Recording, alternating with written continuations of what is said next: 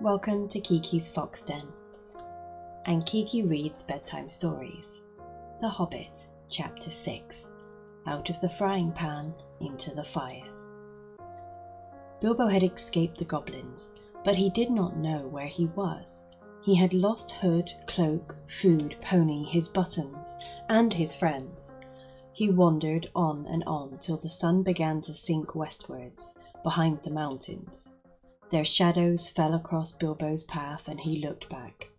Then he looked forward and could see before him only ridges and slopes falling towards lowlands and plains glimpsed occasionally between the trees. "Good heavens!" he exclaimed. "I seem to have got right in the other side of the misty mountains, right to the edge of the land beyond. Where and oh where can Gandalf and the dwarves have got to? I only hope to goodness they are not still back in the power of the goblins." He still wandered on, out of the little high valley, over its edge and down the slopes beyond, but all the while a very uncomfortable thought was growing inside him. He wondered whether he ought not, now he had the magic ring, to go back into the horrible, horrible tunnels and look for his friends. He had just made up his mind that it was his duty, that he must turn back, and very miserable he felt about it, when he heard voices. He stopped and listened. It did not sound like goblins, so he crept forward carefully. He was on a stony path winding downwards with a rocky wall on the left hand. On the other side the ground sloped away, and there were dells below the levels of the path overhung with bushes and low trees. In one of these dells, under the bushes, people were talking. He crept still nearer, and suddenly he saw, peering between two big boulders, a head with a red hood on. It was Balin, doing lookout. He could have clapped and shouted for joy, but he did not. He had still got the ring on for fear of meeting something unexpected and unpleasant, and he saw that Balin was looking straight at him without noticing him. "I will give them all a surprise," he thought, as he crawled into the bushes at the edge of the dell. Gandalf was arguing with the dwarves. They were discussing all that had happened in the tunnels, and wondering and debating what they were to do now. The dwarves were grumbling, and Gandalf was saying that they could not possibly go on with their journey leaving Mr. Baggins in the hands of the goblins, without trying to find out if he was alive or dead, and without trying to rescue him. "After all, he is my friend," said the wizard, "and not a bad little chap. I feel responsible for him. I wish to goodness you had not lost him." The dwarves wanted to know why he had ever been brought at all, why he could not stick to his friends and come along with them, and why the wizard had not chosen someone with more sense. "He has been more trouble than use so far," said one. "If we have got to go back now into those abominable tunnels to look for him, then drat him, I say." Gandalf answered angrily, "I brought him, and I don't bring things that are of no use. Either you help me to look for him, or I go and leave you here to get out of the mess as best you can yourselves. If we can only find him again, you will thank me before all is over. Whatever did you want to go and drop him for, Dory?" "You would have dropped him," said Dory, "if a goblin had suddenly grabbed your legs from behind in the dark, tripped up your feet, and kicked you in the back. Then why didn't you pick him up again?" "Good heavens, can you ask? Goblins, fighting and biting in the dark, everybody falling over bodies and hitting one another. You nearly chopped off my head with Glamdring, and Thorin was stabbing here, there, and everywhere with Warchrist. All of a sudden, you gave one of your blinding flashes, and we saw the goblins running back yelping. You shouted, 'Follow me, everybody,' and everybody ought to have followed. We thought everybody had. There was no time to count, as you know quite well, till we had dashed through the gate guards, out of the lower door, and helter-skelter down here, and here we are, without the burglar. Confusticate him." "And here's the burglar," said Bilbo, stepping down into the middle of them, and slipping off the ring. Bless me, how they jumped! Then they shouted with surprise and delight. Gandalf was as astonished as any of them, but probably more pleased than any of the others. He called to Balin, and told him what he thought of a lookout man who let people walk right into them without warning. It is a fact that Bilbo's reputation went up a very great deal with the dwarves after this. If they had still doubted that he was really a first-class burglar in spite of Gandalf's words, they doubted no longer. Balin was the most puzzled of all, but everyone said it was a very clever bit of work. Indeed, Bilbo was so pleased with their praise that he just chuckled inside and said nothing whatsoever about the ring. And when they asked him how he did it, he said, "Oh, just crept along, very carefully and quietly." "Well, it is the first time that even a mouse has crept along carefully and quietly under my very nose and not been spotted," said Balin, "and I take off my hood to you," which he did. "Balin at your service," said he. "Your servant, Mr. Baggins," said Bilbo. Then they wanted to know all about his adventures after they had lost him, and he sat down and told them everything, except about finding the ring. Not just now, he thought. They were particularly interested in the riddle competition, and shuddered most appreciatively at his description of Gollum. And then I couldn't think of any other question with him sitting next to me, so I said, "What's in my pocket?" And he couldn't guess in 3 goes, so I said, "What about your promise? Show me the way out." But he came at me to kill me, and I ran and fell over, and he missed me in the dark. Then I followed him because I heard him talking to himself. He thought I really knew the way out, and so he was making for it. And then he sat down in the entrance, so I could not get by. So I jumped over him and escaped, and ran down to the gate. "What about the guards?" they asked. "Weren't there any?" "Oh yes, lots of them, but I dodged them. I got stuck in the door, which was only open a crack, and I lost lots of buttons," he said, sadly looking at his torn clothes. "But I squeezed through all right, and here I am." The dwarves looked at him with quite a new respect when he talked about dodging guards, jumping over Gollum, and squeezing through, as if it was not very difficult or very alarming. "What did I tell you?" said Gandalf, laughing. "Mr. Baggins has more about him than you guess." He gave Bilbo a queer look from under his bushy eyebrows as he said this, and the hobbit wondered if he guessed at the part of his tale that he had left out. Then he had questions of his own to ask, for if Gandalf had explained it all by now to the dwarves, Bilbo had not heard it. He wanted to know how the wizard had turned up again, and where they had all got to now. The wizard, to tell the truth, never minded explaining his cleverness more than once, so now he told Bilbo that both he and Elrond had been well aware of the presence of evil goblins in that part of the mountains, but their main gate used to come out in a different pass, one more easy to travel by, so that they often caught people benighted near their gates. Evidently, people had given up going that way, and the goblins must have opened their new entrance at the top of the pass the dwarves had taken quite recently, because it had been found quite safe up till now. "I must see if I can't find a more or less decent giant to block it up again," said Gandalf. "Or soon there will be no getting over the mountains at all." As soon as Gandalf had heard Bilbo's yell, he realized what had happened. In the flash which killed the goblins that were grabbing him, he had nipped inside the crack, just as it snapped to. He followed after the drivers and prisoners right to the edge of the Great Hall, and there he sat down and worked up the best magic he could in the shadows. A very ticklish business it was, he said, touch and go, but of course, Gandalf had made a very special study of bewitchments with fire and lights. Even the Hobbit had never forgotten the magic fireworks at old Tuke's Midsummer Eve parties, as you remember. The rest we all know, except that Gandalf knew all about the back door, as the goblins called the lower gate, where Bilbo lost his buttons. As a matter of fact, it was well known to anybody who was acquainted with this part of the mountains, but it took a wizard to keep his head in the tunnels and guide them to the right direction. "They made that gate ages ago," he said. "Partly for a way to escape, if they needed one. Partly as a way out into the lands beyond, where they still come in the dark and do great damage. They guard it always, and no one has ever managed to block it up. They will guard it doubly after this," he laughed. All the others laughed too. After all, they had lost a good deal, but they had killed the great goblin, and a great many others besides, and they all had escaped, so they might be said to have had the best of it so far. But the wizard called them to their senses. We must be getting on at once now we are a little rested, he said. They will be out after us in hundreds when night comes on, and already shadows are lengthening. They can smell our footsteps for hours and hours after we have passed. We must be miles on before dusk. There will be a bit of moon, if it keeps fine, and that is lucky. Not that they mind the moon much, but it will give us a little light to steer by. Oh yes, he said, in answer to more questions from the Hobbit.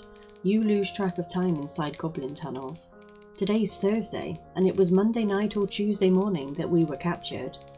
We have gone miles and miles and come right down through the heart of the mountains, and are now on the other side, quite a shortcut.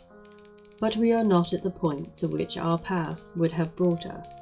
We are too far to the north, and have some awkward country ahead, and we are still pretty high up. Let's get on.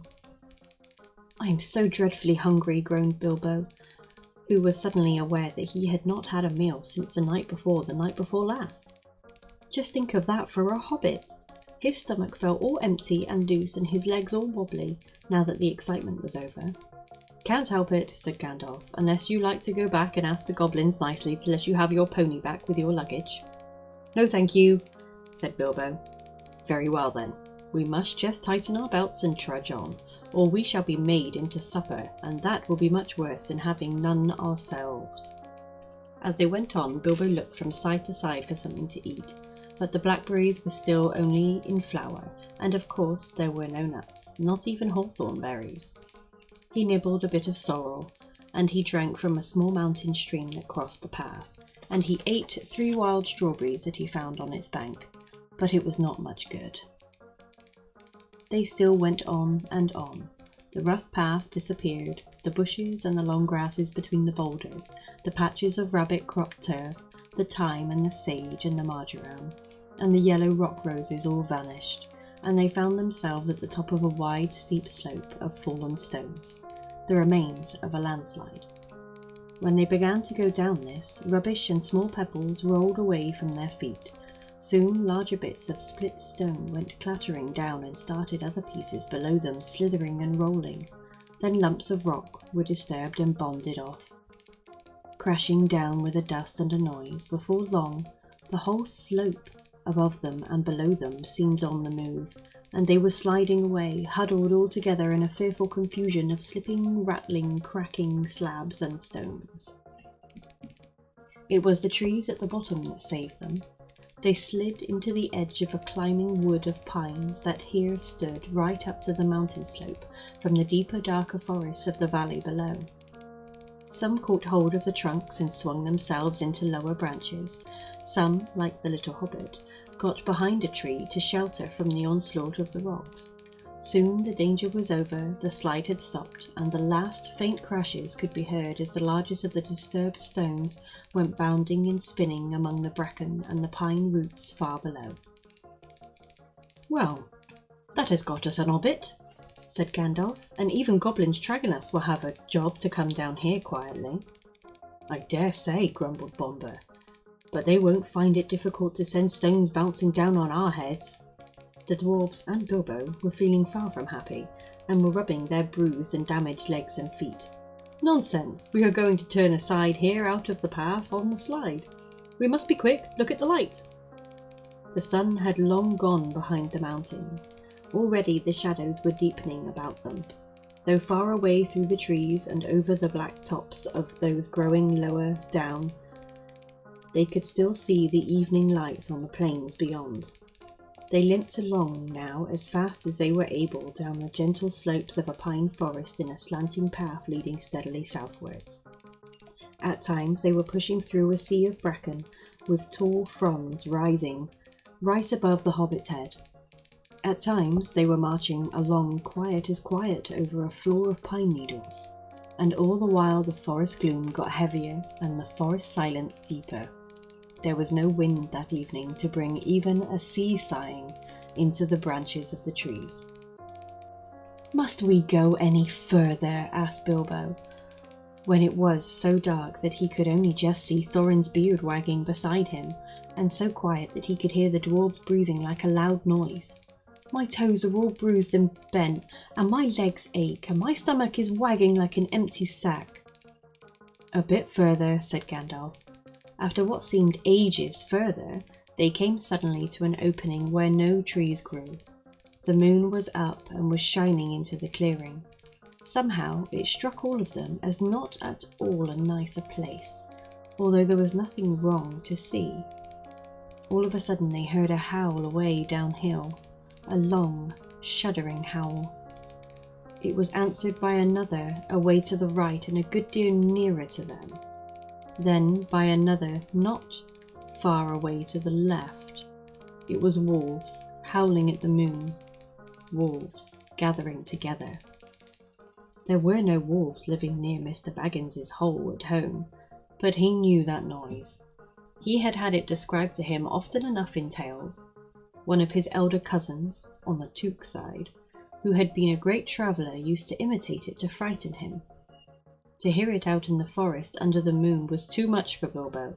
Even magic rings are not much use against wolves, especially against the evil packs that lived under the shadow of the goblin-infested mountains, over the edge of the wild on the borders of the unknown. Wolves of that sort smell keener than goblins, and do not need to see you to catch you. "What shall we do? What shall we do?" he cried. "Escaping goblins to be caught by wolves," he said, and it became a proverb, though we now say out of the frying pan into the fire, in the same sort of uncomfortable situations. "Up the trees, quick!" cried Gandalf, and they ran to the trees at the edge of the glade, hunting for those that had branches fairly low, or were slender enough to swarm up. They found them as quick as ever they could, you can guess, and up they went as high as ever they could, trust the branches. You would have laughed, from a safe distance, if you had seen the dwarfs sitting up in the trees with their beards dangling down, like old gentlemen gone cracked and playing at being boys. Fili and Kili were at the top of a tall larch, like an enormous Christmas tree. Dori, Nori, Ori, Oin and Gloin were more comfortable in a huge pine with regular branches sticking out at intervals like the spokes of a wheel.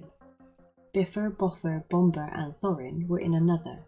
Dwalin and Balin had swarmed up a tall slender fir with few branches that were trying to find a place to sit in the greenery on the topmost boughs. Gandalf, who was a good deal taller than the others, had found a tree into which they could not climb. A large pine standing at the very edge of the glade. He was quite hidden in its boughs, but you could see his eyes gleaming in the moon as he peeped out. And Bilbo? He could not get into any tree, and was scuttling about from trunk to trunk like a rabbit that had lost its hole and has a dog after it. "You've left the burglar behind again," said Nori to Dori, looking down. "I can't be always carrying burglars on my back," said Dori. "Down tunnels, up trees. What do you think I am, a porter?"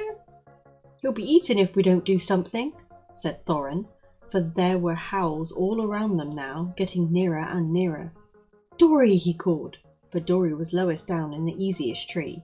"Be quick and give Mr. Baggins a hand up." Dori was really a decent fellow in spite of his grumbling.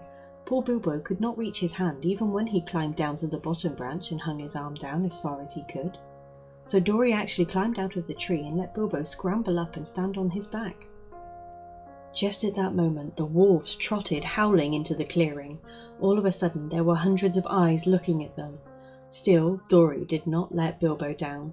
He waited till he had clambered off his shoulders and into the branches, and then he jumped for the branches himself, only just in time. A wolf snapped at his cloak as he swung up, and nearly got him. In a minute there was a whole pack of them yelping all around the tree and leaping up at the trunk, with eyes blazing and tongues hanging out. But even the wild wargs, for so the evil wolves over the edge of the wild were named, cannot climb trees. For a time they were safe. Luckily it was warm and not windy. Trees are not very comfortable to sit in for long at any time, but in the cold and the wind, with wolves all around, waiting for you, they can be perfectly miserable places. This glade in the ring of trees was evidently a meeting place of the wolves. More and more kept coming. They left guards at the foot of the tree in which Dori and Bilbo were, and then went snuffling about till they had smelt out every tree that had anyone in it. These they guarded too, while all the rest, hundreds and hundreds it seemed, went and sat in a great circle in the glade. and in the middle of the circle was a great grey wolf.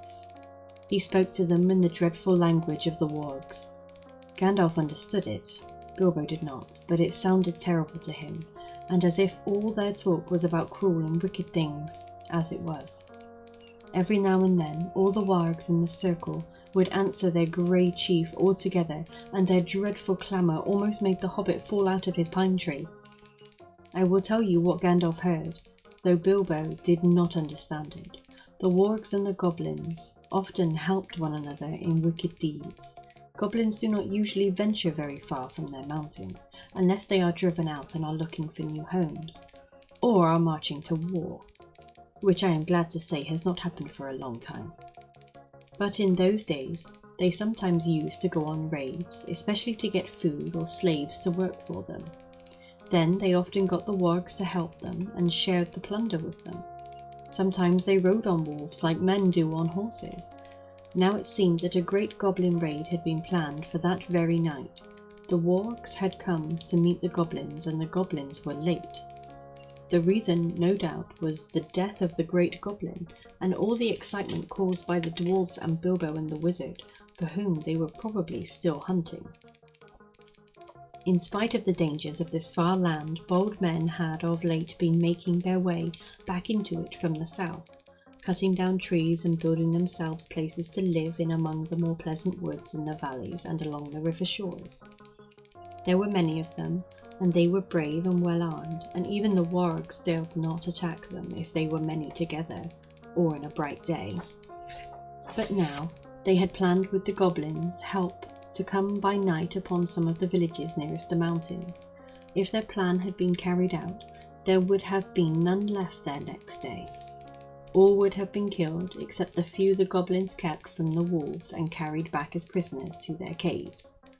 This was dreadful talk to listen to, not only because of the brave woodmen and their wives and children, but also because of the danger which now threatened Gandalf and his friends.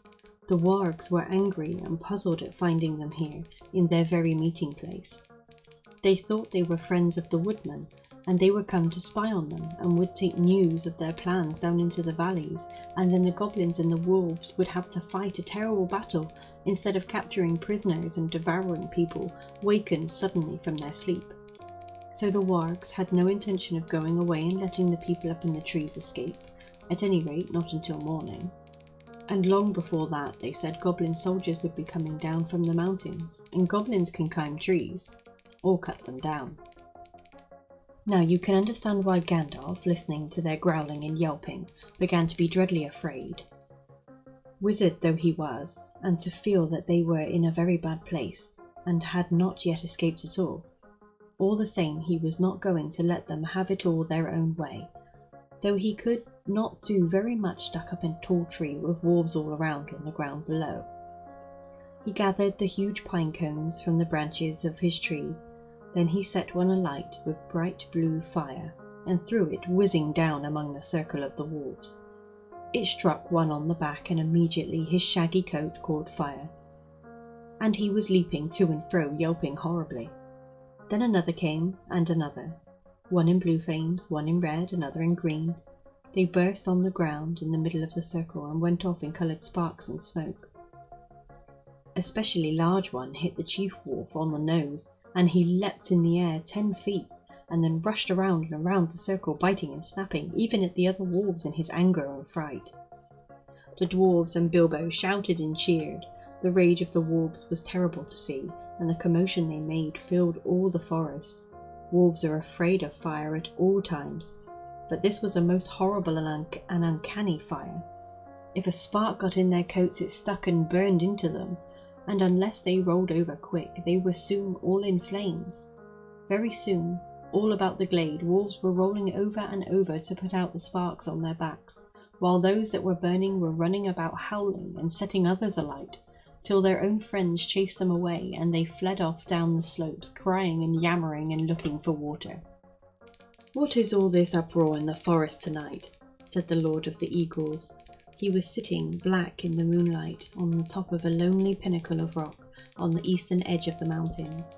"I hear wolves' voices. Are the goblins at mischief in the woods?" He swept up into the air, and immediately 2 of his guards from the rocks at either hand leapt up to follow him.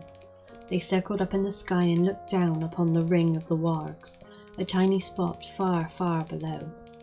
But eagles have keen eyes and can see small things at a great distance. The Lord of the Eagles of the Misty Mountains has eyes that could look at the sun unblinking and could see a rabbit moving on the ground below, even in the moonlight. So though he could not see the people in the trees, he could make out the commotion among the wolves, and see the tiny flashes of fire, and hear the howling and yelping come up faint from far below. Also he could see the glint of the moon on goblin spears and helmets as long lines of the wicked folk crept down the hillside from their gate and wound into the wood. Eagles are not kindly birds. Some are cowardly and cruel, but the ancient race of the northern mountains were the greatest of all birds. They were proud and strong and noble-hearted. They did not love goblins, or fear them. When they took any notice of them at all, which was seldom, for they did not eat such creatures, they swooped on them and drove them shrieking back into their caves, and stopped whatever wickedness they were doing. The goblins hated the eagles and feared them, but could not reach their lofty seats, or drive them from the mountains. Tonight the Lord of the Eagles was filled with curiosity to know what was afoot, so he summoned many other eagles to him, and they flew away from the mountains, and slowly circling ever round and round, they came down, down, down, towards the ring of the wolves and the mating place of the goblins. A very good thing too. Dreadful things had been going on down there. The wolves that had caught fire and fled into the forest had set it alight in several places. It was high summer, and on this eastern side of the mountains there had been little rain for some time. Yellowing bracken, fallen branches, deep piled pine needles, and here and there dead trees were soon in flames. All round the clearing of the warg's fire was leaping. But the wolf guards did not leave the trees. Maddened and angry, they were leaping and howling round the trunks and cursing the dwarves in their horrible language, with their tongues hanging out and their eyes shining as red as the fierce flames. Then suddenly goblins came running up, yelling. They thought a battle with the woodmen was going on, but they soon learned what had really happened. Some of them actually sat down and laughed, others waved their spears and clashed the shafts against their shields. Goblins are not afraid of fire, and they soon had a plan which seemed to them most amusing. Some got all the wolves together in a pack, some stacked fern and brushwood around the tree trunks, others rushed round and stamped and beat and stamped until nearly all the flames were put out. But they did not put out the fire nearest to the trees where the dwarves were. That fire they fed with leaves and dead branches and bracken. Soon they had a ring of smoke and flame all around the dwarves, a ring which they kept spreading outwards, but it closed slowly in, till the running fire was licking the fuel piled under the trees. Smoke was in Bilbo's eyes. He could feel the heat of the flames, and through the reek he could see the goblins dancing round and round in a circle, like people round a midsummer bonfire. Outside the ring of dancing warriors with spears and axes stood the wolves at a respectful distance, watching and waiting. He could hear the goblins beginning a horrible song. 15 birds in 5 fir trees, their feathers were fanned in a fiery breeze. But funny little birds, they had no wings. Oh, what shall we do with the funny little things? Roast them alive or stew them in a pot, fry them, boil them and eat them hot. Then they stomped and shouted out, "Fly away, little birds, fly away if you can. Come down, little birds, or you will get roasted in your nests. Sing, sing, little birds, why don't you sing?" "Go away, little boys," shouted Gandalf in answer. "It isn't bird nesting time. Also, naughty little boys that play with fire get punished." He said it to make them angry, and to show him that he was not afraid of them. Though of course he was, wizard though he was. But they took no notice, and they went on singing. "Burn, burn, tree and fern, shrivel and scorch a fizzling torch, to light the night for our delight, yea! Bake and toast 'em, fry 'em and roast 'em, till beards blaze and eyes glaze, till hair smells and skins crack. fat melts and bones black. In cinders lie beneath the sky, so dwarfs shall die. And light the night for our delight, hey, ya Harry, hey, yo-ho. And with that yo-ho, the flames were under Gandalf's tree. In a moment it spread to the others, the bark caught fire, the lower branches cracked. Then Gandalf climbed to the top of his tree. The sudden splendour flashed from his wand like lightning, as he got ready to spring down from on high, right among the spears of the goblins. That would have been the end of him, though he would probably have killed many of them as he came hurtling down like a thunderbolt. But he never leapt. Just at that moment, the Lord of the Eagles swept down from above, seized him in his talons, and was gone. There was a howl of anger and surprise from the goblins.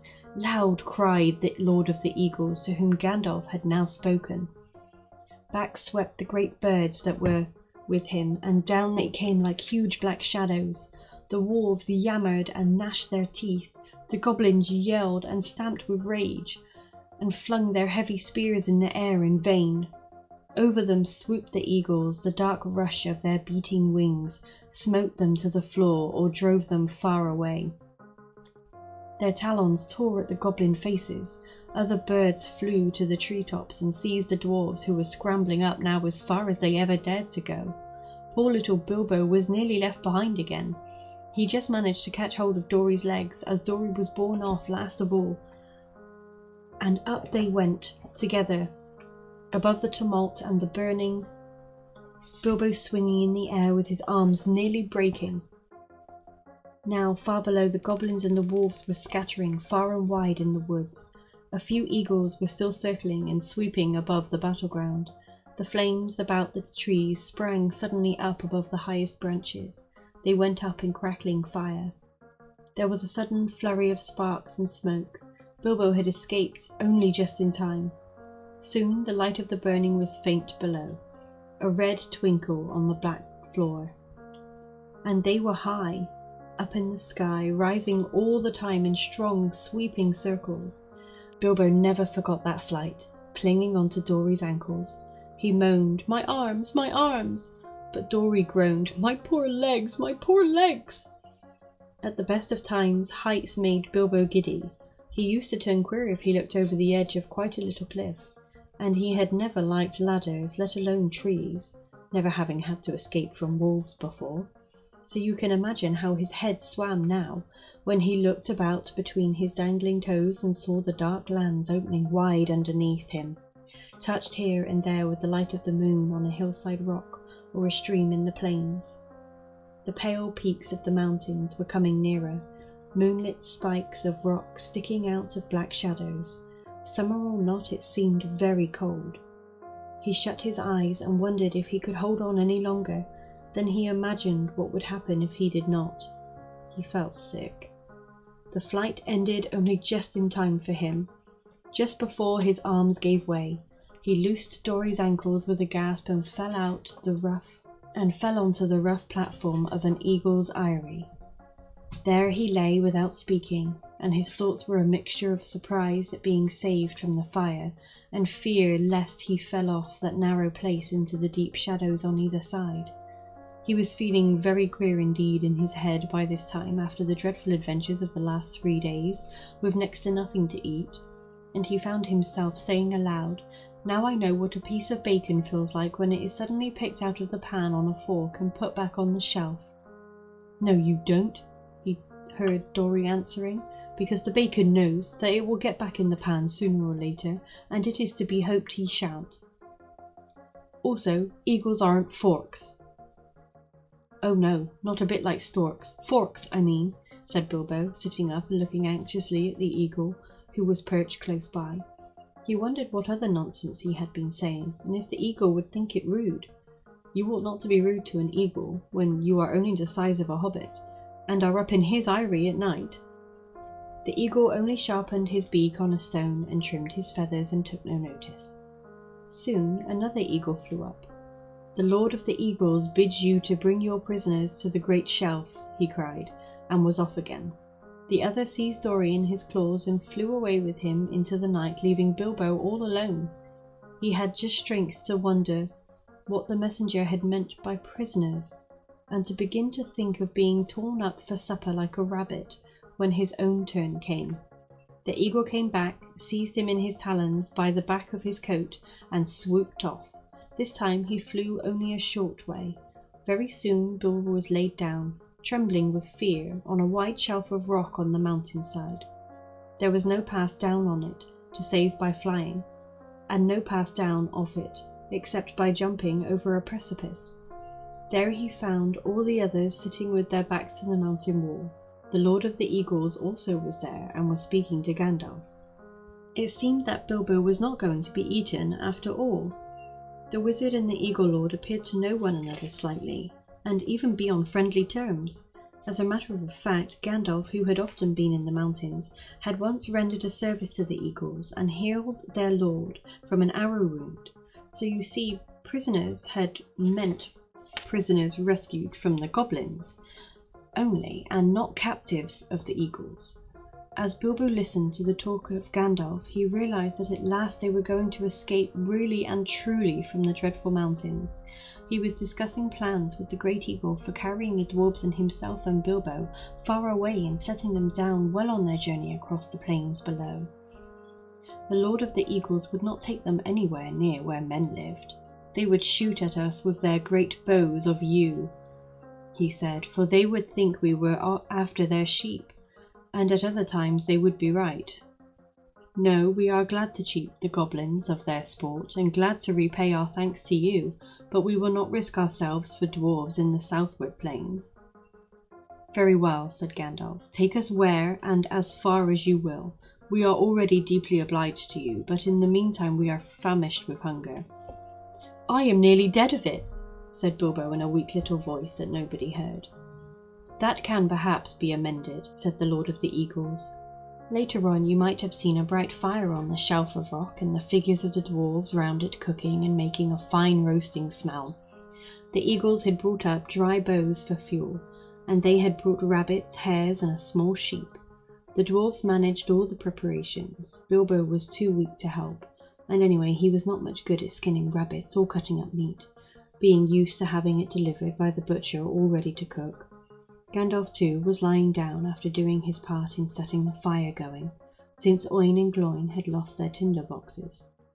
Dwarves have never taken to matches even yet. So ended the adventures of the Misty Mountains. Soon Bilbo's stomach was feeling full and comfortable again, and he felt he could sleep contentedly, though really he would have liked a loaf and butter better than bits of meat toasted on sticks. He slept curled up on a hard rock more soundly than ever he had done on his feather bed in his own little hole at home. But all night he dreamt of his own house, and wandered in his sleep into all his different rooms looking for something that he could not find, nor remember what it looked like. End of chapter 6.